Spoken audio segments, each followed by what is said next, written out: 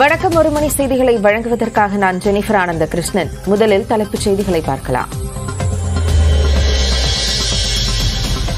விக்கிரவாண்டியில் September 23ஆம் தேதி நடைபெறவுள்ள தமிழக வெற்றிக் கழக மாநாடு தொடர்பாக 21 கேள்விகள். விஜய் வந்து செல்லும் வழி, நிகழ்ச்சி நிரல் உள்ளிட்ட விவரங்களை கேட்ட காவல்துறை.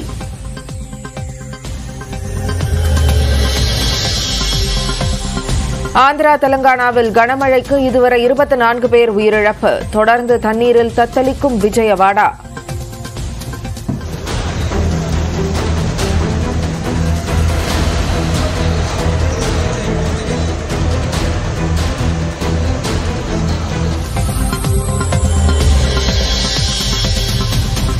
விஜயவாடாவில் மழை வெள்ளம் சூழ்ந்த பகுதிகளை 2வது நாளாக படகில் சென்று ஆய்வு செய்த முதலமைச்சர் சந்திரபாபு நாயுடு.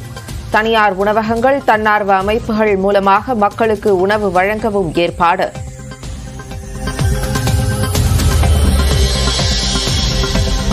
ஆந்திராவில் பெய்த கனமழையால் ராயனபாடு ரயில் நிலையத்தில் நிறுத்தப்பட்ட தமிழ்நாடு எக்ஸ்பிரஸ் ரயில். 2 நாட்களாக ரயிலுக்குள் தவித்த பயணிகள் பத்திரமாக மீட்பு.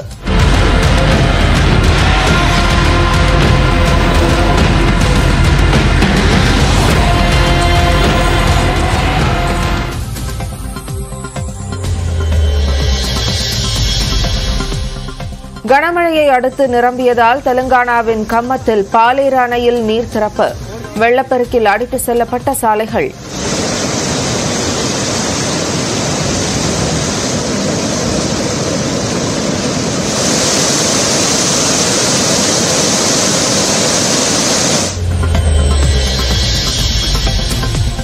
மாநில பாடத்திட்டம்தான் சிறந்தது என்பதை நிரூபிக்க தயார். தேசிய பாடத்திட்டம்தான் சிறந்தது என்ற ஆளுநர் கருத்துக்கு அமைச்சர் அன்பில் மகேஷ் பதிலடி. நம்முடைய ஆளுநர் நினைத்தால் அவரை அழைத்துக் கொண்டு நானே ஏதாச்சும் ஒரு நூலகத்துக்கு சர்ப்ரைஸாக நான் போகிறேன். அங்கே உட்கார்ந்துருக்கின்ற அங்கே போட்டித் தேர்வுக்கு தயாராகிக்கின்ற மாணவர்களிடம் நான் பேச வேணாம், அவரே பேசி தெரிந்து கொள்ள வேண்டும் என்று கேட்டார். அமெரிக்காவில் ஓட்டுநர் இல்லாத காரில் பயணித்த முதலமைச்சர் மு க ஸ்டாலின். நவீன வசதிகளை கொண்ட சொகுசு கார்.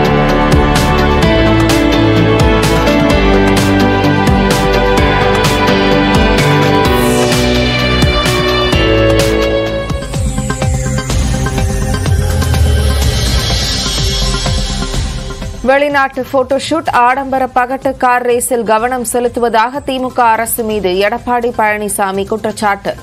கொலைகள், போதைப் பொருள் என தமிழக அவல நிலையை மறைக்க முயற்சிப்பதாகவும் அறிக்கை.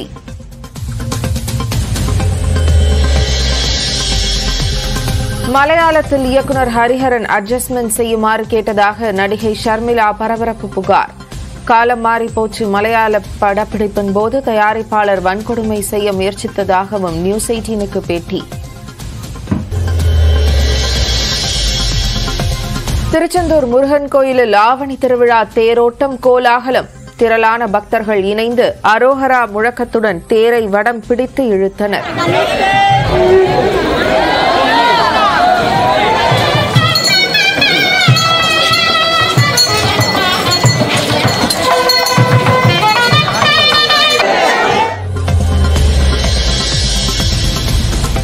அருப்புக்கோட்டையில் மோதிக்கொண்ட 2 இருசக்கர வாகனங்கள். பயணித்த 3 பேரும் காயத்துடன் மருத்துவமனையில் அனுமதி.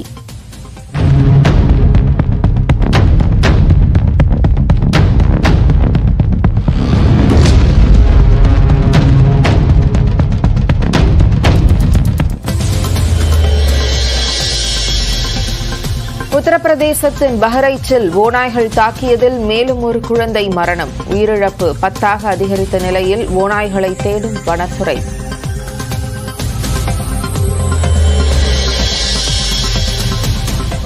டெல்லியில் ஆம் ஆத்மி எம்எல்ஏ அமனதுல்லா கானை கைது செய்த அமலாக்கத்துறை.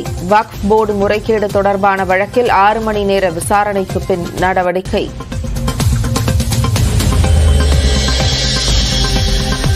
செபி உறுப்பினராக இருந்தபோது ஐசிஐசிஐ வங்கியில் ஊதியம் வாங்கியது எப்படி? செபி தலைவர் மாதவி புரிபுச்சிற்கு காங்கிரஸ் கேள்வி.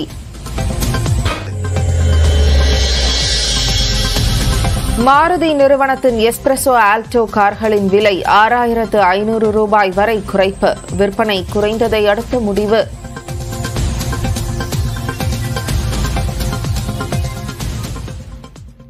விஜயின் தமிழக வெற்றிக் கழகத்தின் முதல் மாநாட்டை விக்கிரவாண்டியில் நடத்த அனுமதி அளிப்பது தொடர்பாக 21 கேள்விகளுக்கு பதிலளிக்க காவல்துறை கடிதம் அனுப்பியுள்ளது. அந்த 21 கேள்விகள் என்னென்ன என்பதை தற்போது பார்க்கலாம். தமிழக வெற்றிக் கழகத்தின் முதல் மாநில மாநாட்டை விக்கிரவாண்டியில் வரும் 23ஆம் தேதி நடத்த அனுமதி கேட்டு அக்கட்சியின் பொதுச் செயலாளர் புசி ஆனந்த் காவல்துறையிடம் மனு அளித்திருந்தார். இந்நிலையில் மாநாடு முன்னேற்பாடுகள் தொடர்பாக 21 கேள்விகளை தமிழக வெற்றிக் கழகத்திடம் காவல்துறை கேட்டுள்ளது. மாநாடு எந்த நேரம் தொடங்கி எந்த நேரம் முடியும் என்றும் என்னென்ன நிகழ்ச்சிகள் நடக்கவுள்ளன என்பது குறித்தும் பதில் அளிக்க காவல்துறை உத்தரவிட்டுள்ளது. நிகழ்ச்சி நடக்கும் இடத்தின் உரிமையாளரிடம் அனுமதி கடிதம் பெற்றுவிட்டீர்களா என்றும் மாநாட்டில் பங்கேற்கும் முக்கிய நபர்கள் யார் யார் என்றும் மொத்தம் எத்தனை நாற்காலிகள் போடப்படும் என்றும் கேட்கப்பட்டுள்ளது. எத்தனை பேனர்கள் எத்தனை அலங்கார வளைவுகள் வைக்கப்பட உள்ளன, பந்தல் ஒலிபெருக்கி ஒப்பந்ததாரர் பெயர்கள் என்ன, ஆண் பெண் முதியவர்கள் என பிரிவு வாரியாக எத்தனை பேர் வருவார்கள், எந்தெந்த மாவட்டங்களிலிருந்து யாருடைய தலைமையில் வருவார்கள் என்று காவல்துறை கேட்டுள்ளது. எத்தனை வாகனங்கள் என்னென்ன வகையில் வரும் என்றும் பெண்கள் குழந்தைகளுக்கான பாதுகாப்பு ஏற்பாடுகள் என்னென்ன என்றும் கேள்வி எழுப்பப்பட்டுள்ளது. குடிநீர் கழிப்பிட வசதிகளுக்கு என்ன ஏற்பாடு, உணவு சமைத்தால் அல்லது பொட்டலம் மூலம் விநியோகமா, தீ விபத்தை தடுக்க என்ன நடவடிக்கை, ஆம்புலன்ஸ் ஏற்பாடு செய்யப்பட்டுள்ளதா ஆகிய கேள்விகளையும் காவல்துறை கேட்டுள்ளது. மாநாட்டுக்கு மின்சாரம் எந்த வகையில் எடுக்கப்படுகிறது என்பது குறித்து பதிலளிக்கவும் தமிழக வெற்றிக் கழகத்திற்கு காவல்துறை அறிவுறுத்தியுள்ளது. இந்த கேள்விகளுக்கு 5 நாட்களில் பதிலளிக்க உத்தரவிட்டுள்ளதாகவும் தகவல் வெளியாகியுள்ளது. இதனிடையே தமிழக வெற்றிக் கழகத்தின் முதல் மாநில மாநாடு திட்டமிட்டபடி நடைபெறும் என அக்கட்சி தரப்பில் திட்டவட்டமாக தெரிவிக்கப்பட்டுள்ளது. மாநாடு குறித்து பல்வேறு குழப்பமான தகவல்கள் வெளியான நிலையில் முதற்கட்ட பணிகள் அனைத்தும் முழுவீச்சில் நடப்பதாக அக்கட்சி தரப்பில் கூறப்பட்டுள்ளது. ஜோதிடரை புசி ஆனந்த் சந்தித்ததாகவும் அவரின் அறிவுறுத்தலின்படி ஜனவரியில் மாநாடு நடைபெறும் என்றும் வெளியான தகவலுக்கும் தாவேகா தரப்பில் மறுப்பு தெரிவிக்கப்பட்டுள்ளது.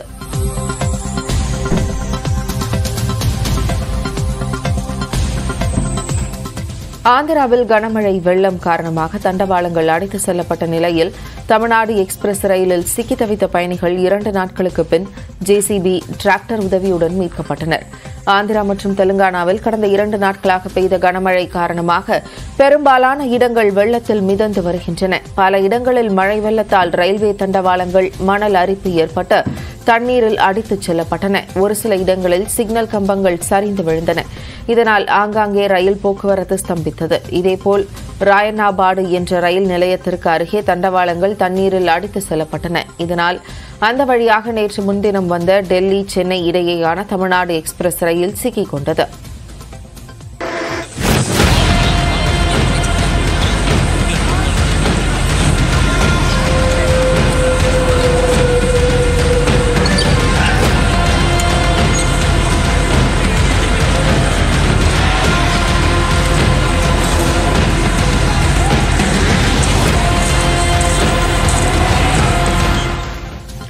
கடந்த 2 நாட்களாக மழை வெள்ளத்துக்கு நடுவே வெளியேற முடியாமல் ரயிலிலேயே பயணிகள் சிக்கி தவித்து வந்தனர். இந்த நிலையில் டிராக்டர், ஜேசிபி உள்ளிட்டவை உதவியுடன் பயணிகளை மீட்ட ரயில்வே அதிகாரிகள் அரசு பேருந்துகள் மூலம் விஜயவாடாவிற்கு அனுப்பி வைத்தனர்.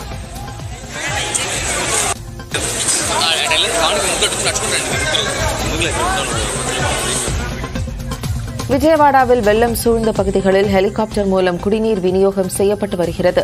மேலும் விஜயவாடா கனகதுர்க்கை அம்மன் கோயில், அக்ஷய பாத்திரம் தன்னார்வ அமைப்பு, தனியார் ஓட்டல்கள் உள்ளிட்டவை மூலம் பாதிக்கப்பட்ட மக்களுக்கு உணவு விநியோகம் செய்ய முதலமைச்சர் அறிவுறுத்தியுள்ளதாக தகவல் வெளியாகியுள்ளது.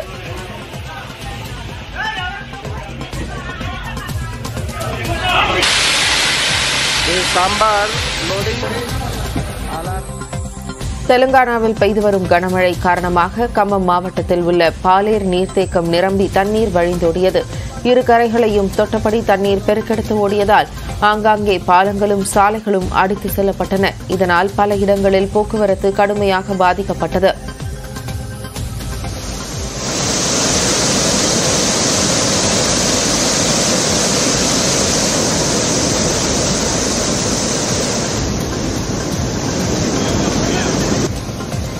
தெலங்கானாவில் அடிலாபாத், நிஜாமாபாத், ராஜன்னா, சிர்சிலா, மஹபூப் நகர் உள்ளிட்ட மாவட்டங்கள் கடுமையான பாதிப்பை சந்தித்துள்ளன.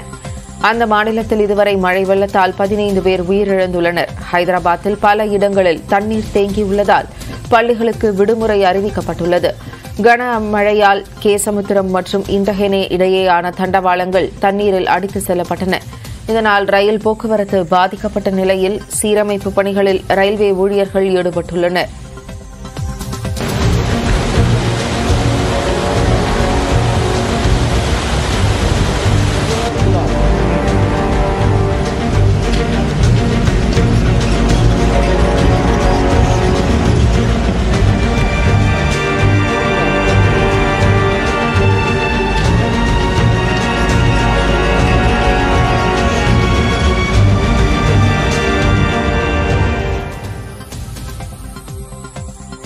ஆந்திராவில் கடந்த 2 நாட்களாக பெய்த கனமழை காரணமாக ஸ்ரீகாகுளம், விஜயநகரம், காக்கிநாடா, நந்தியாலா உள்ளிட்ட மாவட்டங்களில் இயல்பு வாழ்க்கை பாதிக்கப்பட்டுள்ளது.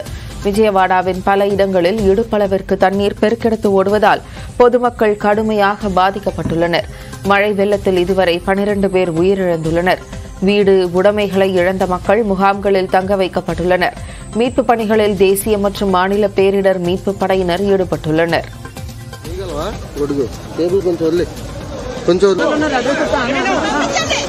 விஜயவாடாவில் படகில் சென்று 2வது நாளாக ஆந்திர முதலமைச்சர் சந்திரபாபு நாயுடு ஆய்வு மேற்கொண்டார். நேற்று இரவு 12 மணி வரை ஆய்வுப் பணியில் ஈடுபட்டிருந்த சந்திரபாபு 2வது நாளாக மக்களை நேரில் சந்தித்து பாதிப்புகள் குறித்து கேட்டறிந்தார். தானே களத்தில் இறங்கி மீட்புப் பணிகளை கவனித்து வருவதால் மக்கள் அச்சப்பட தேவையில்லை என்று முதலமைச்சர் சந்திரபாபு நாயுடு தெரிவித்துள்ளார். పైన బోట్లు పనిచేస్తున్నాయి. అదే మాదిరిగా 4-6 హెలికాప్టర్లు వస్తున్నాయి. ఒక హెలికాప్టర్లో ఫుడ్ పెట్టడం కానీ, లేకుంటే బోట్లో తీసుకుపోవడం కానీ, పేషెంట్లు తీసుకురావడం కానీ ఇవన్నీ జరుగుతున్నాయి. వర్షం కూడా పడతా ఉంది. అయినా కూడా ఎక్కడ ఆపరేషన్స్ ఆపం, అన్ని విధాలు ఆదుకుంటాం.